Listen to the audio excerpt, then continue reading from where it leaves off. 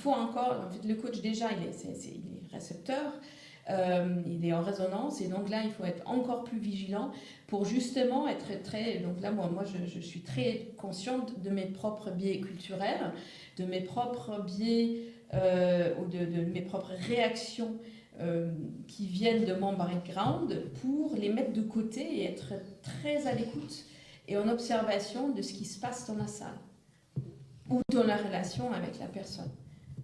Et ne négligeons pas dans la dimension culturelle le poids de la culture d'entreprise. Il y a certaines entreprises qui ont une culture interne très forte.